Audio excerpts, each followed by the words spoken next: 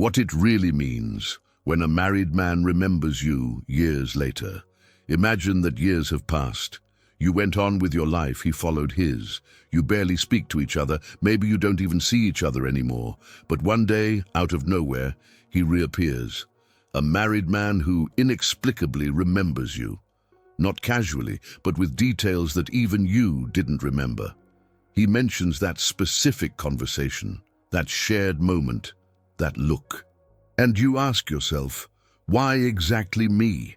Why, among all the people who have passed through your life, have you remained etched in your memory? The answer goes far beyond the obvious. Carl Jung discovered that our mind does not file memories at random.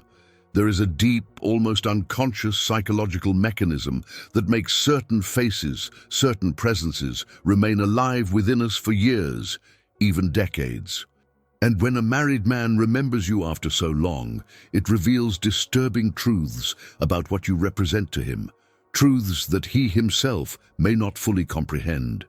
In this video, you'll find out what's really going on in the male psyche when this occurs. Get ready, because the answer can completely change your perspective. 1. The ghost of Anima, the woman he never forgets. There is an invisible force at work in the male mind that few truly understand. When a man carries the memory of a woman for years, even though he is married and apparently satisfied, it is not a simple whim of memory. It is something much deeper, rooted in the most hidden layers of human consciousness. The male mind works through a fascinating mechanism that projects idealized characteristics onto certain women. This projection is neither conscious nor planned.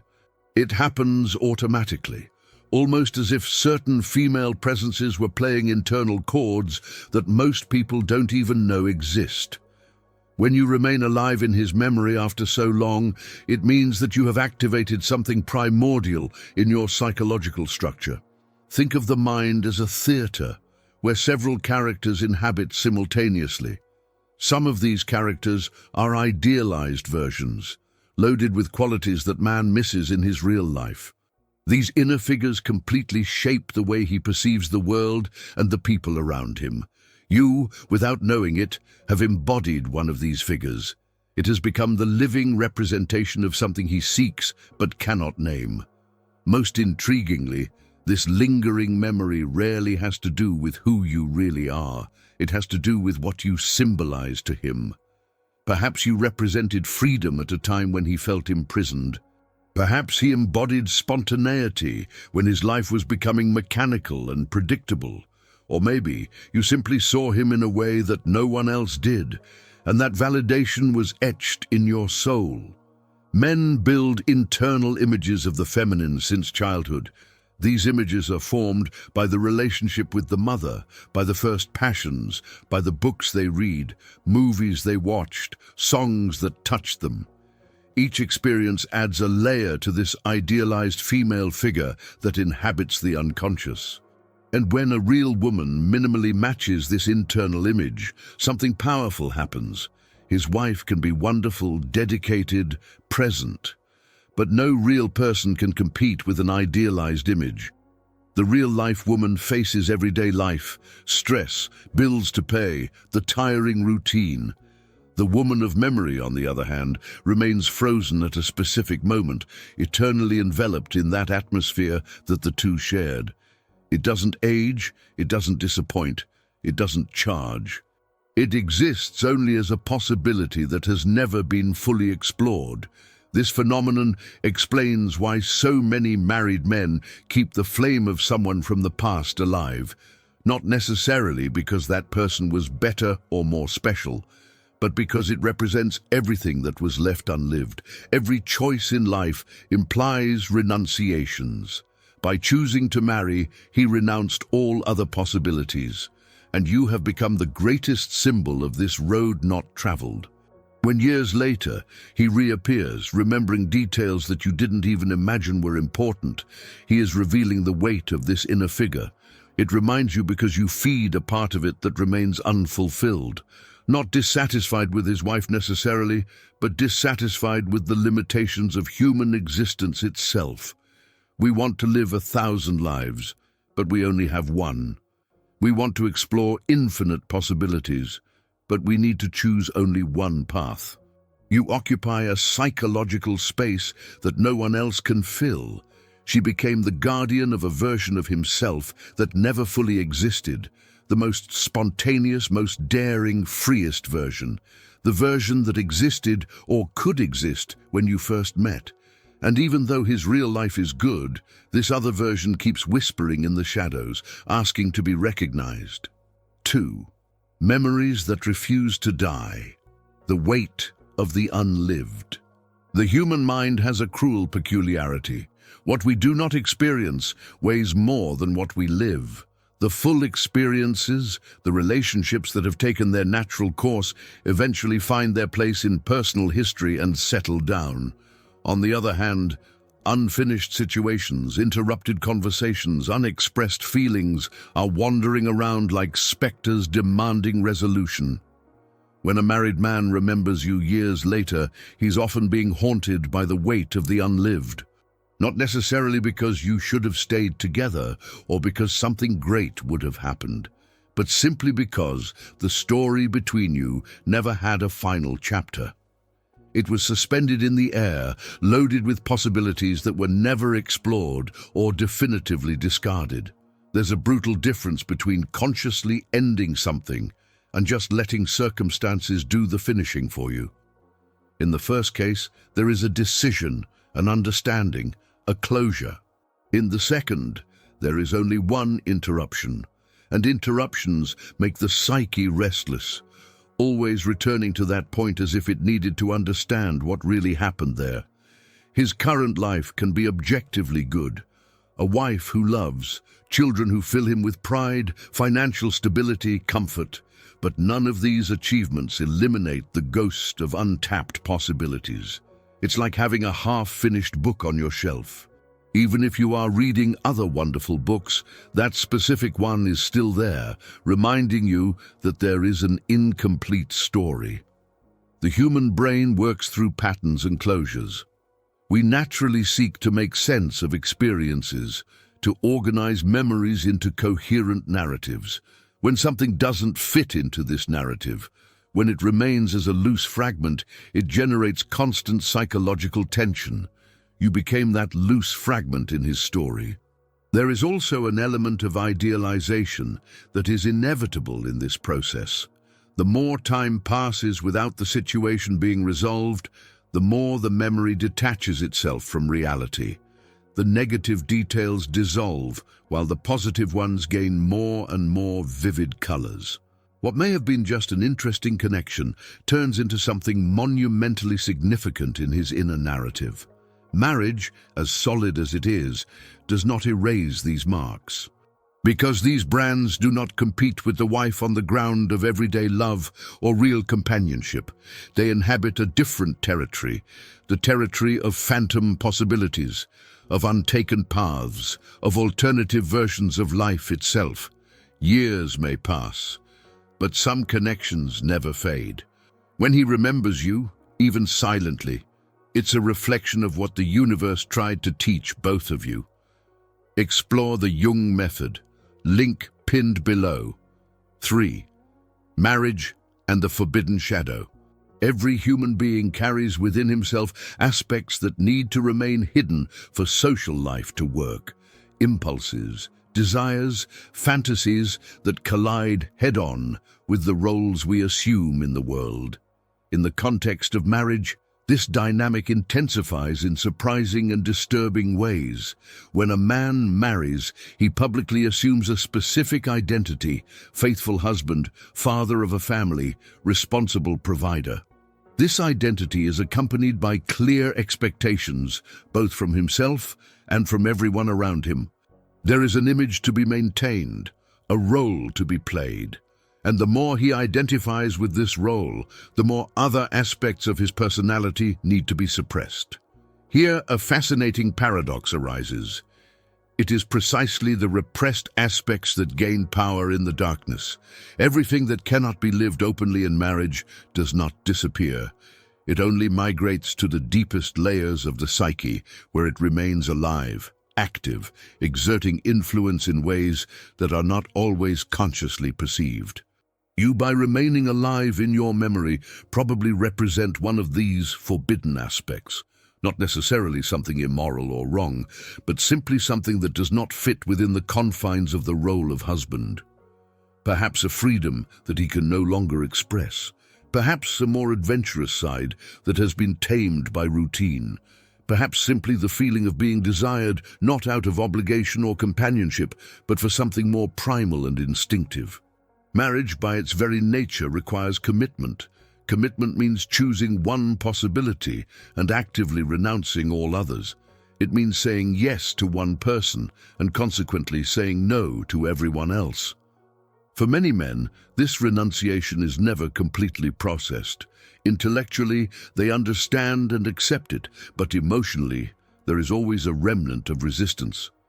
Within this impossibility, certain people from the past gain a special status.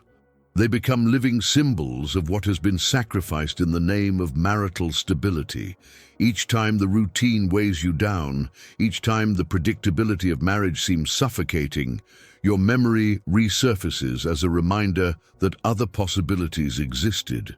The prohibition itself adds power to memory. That which is forbidden always carries a more intense energetic charge than that which is permitted and available. You, being a possibility barred by the marriage commitment, automatically gain an aura of fascination that no amount of marital virtue can compete with. 4. You as a symbol. What he really seeks. The hardest truth to accept about being remembered by a married man years later is that it rarely has to do with you as a real person. It has to do with what you symbolize in the internal economy of his psyche. You have become a vessel where he deposits meanings that go far beyond who you really are or were. Human beings think through symbols. We can't process reality directly. We need stories, metaphors, representations. And in our personal lives, certain people end up becoming living symbols of abstract concepts: freedom, lost youth, unrealized potential, passion, spontaneity. Each of these concepts needs a face, a concrete presence where it can anchor itself. When he remembers you, he is not necessarily remembering the actual encounters you had, the specific conversations, the concrete moments. It's accessing this symbol that you've become. It is connecting with what your presence represented at that stage of his life. And because symbols do not age or change, you remain eternally associated with those qualities, with that moment, with that sensation. Maybe you appeared in his life in a period of transition. He was questioning choices, feeling trapped, searching for meaning. Their presence, regardless of what they did or didn't do together, coincided with a moment of psychological openness. And now you are permanently connected to that sense of possibility, to that window of time where life seemed more fluid and less defined. This validation has immense power because it touches the central wound of human existence, the fear of not being truly seen. We all live with the secret anguish that no one knows us completely, that we are eternally alone within our own subjective experiences. When someone crosses this barrier, even momentarily, it becomes unforgettable. What he seeks through his memory is probably not you as an individual with real qualities and defects. It's that feeling of being fully seen. It's that moment of genuine connection that seems increasingly rare as life progresses and social roles solidify. It is the reminder that it is possible to be understood without explanations, accepted without judgment, desired without conditions. You, kept at a distance by time and circumstance, preserve this mystery. He doesn't know who you've become. He doesn't know his boring routines, his bad days, his limitations. You exist in your mind as an eternal possibility, untainted by the everyday reality that inevitably wears away all close relationships. 5. The difference between remembering and idealizing. There is a fine line, almost imperceptible, between keeping a genuine memory and building an idealization that has little to do with reality. When years go by without contact, without new information, without updates about who the person has become, that line disappears completely. What remains is not memory, it is creation. Human memory does not work as a digital file where information is stored intact. It works like a story retold multiple times, where each repetition adds new elements, removes inconvenient details, adjusts the tone according to the narrator's mood. Each time he mentally revisits those moments with you, he is subtly rewriting the narrative. Over time, what started as an interesting connection turns into something almost mythical. That conversation that was good becomes the best conversation of his life. That moment of complicity turns into the deepest understanding you have ever experienced. That attraction that existed rises to the level of unique and unrepeatable chemistry. Memory not only preserves, but amplifies and beautifies. Meanwhile, you in real life may have completely changed. He went through challenges that transformed his perspective. He developed new opinions. Maybe I became more cynical or more hopeful. Perhaps their values have changed. Certainly their priorities are not the same. But none of this reaches the version of you that exists in his mind, which remains frozen at that particular moment. Idealization feeds especially on what has not been said. All the conversations they didn't have, all the moments they could have shared but never happened. Imagination fills these empty spaces with the best possibilities. He assumes that you would agree on everything important, that they would have the same worldview, that the connection would be perfect if only circumstances allowed it. His wife, being present in real life, carries the weight of all these revealed imperfections. It is seen in difficult mornings, in moments of stress, in discussions about money, in complicated decisions about children. She is entirely human, with all the flaws that implies. You, on the other hand, kept at a distance, remain divine, perfect in your absence. If they really had consistent contact with you again, idealization would begin to crumble quickly. They would find that you also have occasional bad moods, that your opinions on certain subjects are irritating to him, that there are aspects of your personality that don't fit perfectly with his needs. 6. Why men return when we least expect it. The moment of return is never accidental. It may seem random, it may be presented as coincidence, but there is always an underlying pattern. Married men don't reappear out of nowhere, remembering women from the past, without something specific happening in their internal lives. The timing reveals a lot about what's really going on. Often this return coincides with moments of existential crisis. Not necessarily a dramatic crisis, but those subtle periods where life seems to have lost its luster. When the routine became too heavy. When you look in the mirror and don't fully recognize who you've become. When the choices you have made begin to feel like prisons instead of conscious decisions. For many men, this happens at specific stages of life. At the age of 40, when they realize that half of their existence has already passed and question what they really did with that time. Or when the children grow up and leave home, leaving a void that marriage alone cannot fill. Or when the career reaches a plateau and there is no longer that feeling of constant progress that anesthetized other discomforts. In these moments of emotional fragility, the mind seeks refuge in memories of when life seemed more alive, more full of possibilities, and his memory emerges as a kind of imaginary safe haven. A mental place where he was still young, still had everything ahead of him, had not yet accumulated all the regrets and commitments he now carries. Another common pattern is to return during periods of conflict in marriage. Not necessarily big arguments, but that silent distance that sometimes settles between partners. when the emotional connection with the wife is weak, when they feel more like flatmates than lovers, when intimacy has turned into a mechanical habit without passion. Social media has made these returns much more common because it has eliminated the natural barrier that time and distance used to create. Before, reconnecting required real effort. He had to actively search, perhaps through mutual acquaintances, risking that others would know about this search. Now it only takes a few clicks in a moment of weakness and the connection is made. What all of these patterns have in common is that the payback is never really about you. It's about what's going on internally with him. You are just the vehicle through which he tries to process his own unresolved issues. His presence in the past became associated with certain emotions, and now he tries to re-access these emotions through his memory. 7. The hidden meaning of male nostalgia.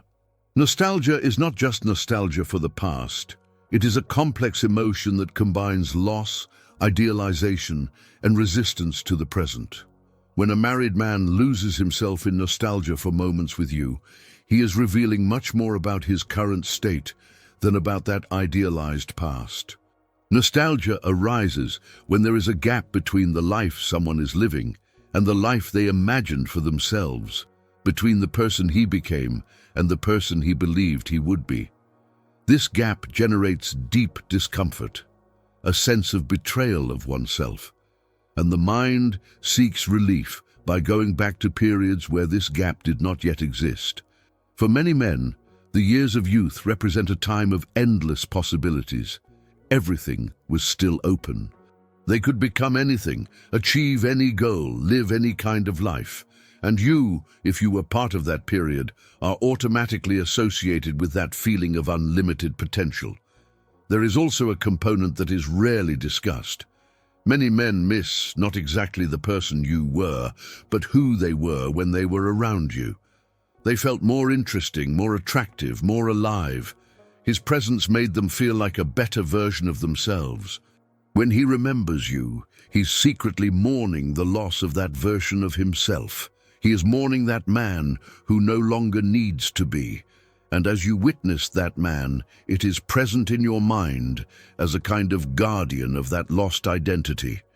Like as long as you remember him like that man didn't die completely. Male nostalgia also often hides a fear of aging and death. Mentally returning to the moments with you is a way of denying the passage of time. If those moments are still vivid in the memory with such intensity, then he is really not that far from that time. For some women, discovering that they are the object of this nostalgia may seem flattering. It feels like a testament to how special they were. But it's actually sad, because it means that they were never seen as they really were. They were just instruments through which he tried to feel certain things about himself. 8. How to interpret this return without getting lost. Finally, we come to the more practical question: what to do with this information? How to respond when a married man reappears years later carrying his memory? The answer depends crucially on where you are in your own life and what kind of energy you want to invest. First, recognize that this feedback is not about your value as a person. It's not a testimony that you're special or unforgettable in some magical way. It is simply that at a certain point in his life, you crossed paths, and that intersection was marked. You symbolize something he misses, but that something belongs to his internal narrative, not to your personal responsibility. Second, understand that you can't deliver what they're looking for. He is looking for a feeling, a sense of himself, a version of life that no longer exists. Even if you were to regain contact, reality would quickly destroy the fantasy he had built. And then they would both be disappointed. Third, protect your own peace. If you're happy, building your life, investing in real, present relationships, don't let someone else's nostalgia drag you into complicated emotional dynamics. You don't owe him anything. You don't have to participate in his journey of self-discovery. You can simply wish for the best and move on. If you decide to answer, do so with clarity about your limits. Don't feed fantasies. Don't engage in conversations that treat the past as if it's more important than the present. Be gentle but firm. Recognize that moments have been shared without agreeing that need to be relived or that represent something unique and unrepeatable. Always remember, when a married man remembers you years later, he is revealing much more about him than he is about you. It is showing your internal struggles, your regrets, your difficulties in accepting the choices you have made. You can have compassion for it without becoming part of the solution. The solution needs to come from within him through real personal work, not through reconnection with ghosts of the past.